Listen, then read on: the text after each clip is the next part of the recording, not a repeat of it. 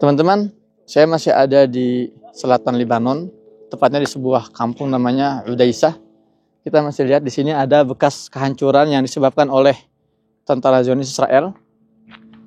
Teman-teman tahu gak kenapa Zionis ini betapa ambisius banget untuk menguasai wilayah Palestina, wilayah Syam pada umumnya?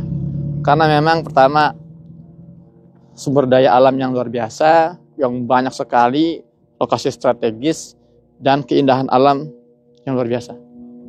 Antum lihat sini teman-teman, keindahan bumi Syam. Saya sekarang berada di wilayah selatan Lebanon, artinya saya sedang berada di wilayah utara Palestina. Di sini adalah perbatasan antara Lebanon, Palestina, dan Suriah.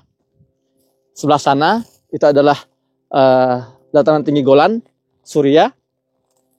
Dan kita bisa lihat keindahannya ya. Ada gunung salju di situ, kemudian Masya Allah padang sabana.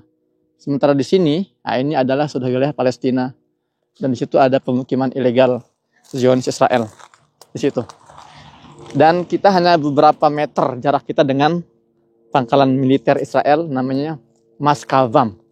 Pangkalan militer Israel yang ya mengontrol wilayah perbatasan Lebanon dan Palestina. Teman-teman, dalam sebuah hadis sahih, Hudzaifah bin Yaman bertemu dengan Nabi SAW membahas tentang akhir zaman.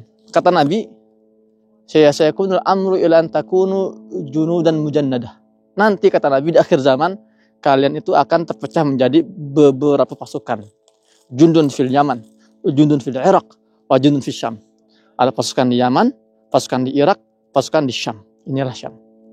Lantas kata Hudzaifah bin Yaman, ya Rasulullah, kalau saya hidup di masa itu saya harus kemana? Saya harus gabung ke pasukan mana? Apa kata Nabi SAW? Alaikum Syam. Fa inna safatu biladillah. Kamu bergabunglah ke pasukan Syam. Karena itu adalah negeri pilihan Allah. Yaskunu akhiratu min khalqih. Di situ Allah tempatkan hamba-hamba terbaiknya. Teman-teman, ini adalah masa depan kita. Ini adalah ambisi kita. Ini adalah misi kita. Pembebasan Syam yang berujung pada pembebasan Baitul Maqdis, yang berujung pada pembebasan Masjidil Aqsa. Ini adalah ambisinya orang-orang besar sebelum kita. Para pejuang-pejuang muslim mulia sebelum kita. Inilah yang diperjuangkan oleh Nabi SAW, oleh Umar bin Khattab, oleh Abu Bakar Siddiq, oleh Utsman bin Affan, oleh Ali bin Abi Thalib. Inilah yang diperjuangkan oleh Nuruddin Zanki. Ini yang diperjuangkan oleh Asaduddin Syirkuh, Najmuddin Ayyubi, dan Salahuddin Al-Ayyubi. Kita hidup di generasi yang berbeda dengan mereka. Kita hidup di masa yang berbeda dengan mereka. Namun, sebuah kehormatan untuk kita hidup hari ini dengan memiliki visi misi yang sama dengan mereka. Kita dan mereka sedang berbagi tujuan, berbagi ambisi. Yaitu apa? Pembebasan Baitul Maqdis. Kondisi ketika Nabi SAW hidup, Umar bin Khattab hidup, Salahuddin Al-Ayyubi hidup, sama dengan kondisi kita hari ini, kondisi di mana Masjidil Aqsa sedang terjajah oleh musuh, sedang dilecehkan. Maka ambisi apa lagi yang lebih besar dibandingkan ambisi pembebasan Baitul Maqdis? Teman-teman, mari sebagaimana Israel ini disupport penuh, didukung penuh oleh Barat, oleh Amerika, oleh Inggris, maka kewajiban bagi kita untuk mendukung penuh perjuangan pembebasan Baitul Maqdis. Ingat, Israel bukan sebuah negara. Israel adalah proyek kolonial Barat. Israel ini adalah benteng terakhir peradaban Barat. Antum boleh cek berbagai statement-statement para petinggi-petinggi politik di negara-negara Barat, Amerika, Inggris, Prancis, Spanyol. Itu mereka sepakat bahwa kalau Israel runtuh, maka peradaban Barat runtuh. Hegemoni Barat runtuh. Dan mereka tahu kenapa mereka letakkan pangkalan militer bernama Israel ini di wilayah Syam. Karena mereka tahu ini adalah jantung dunia.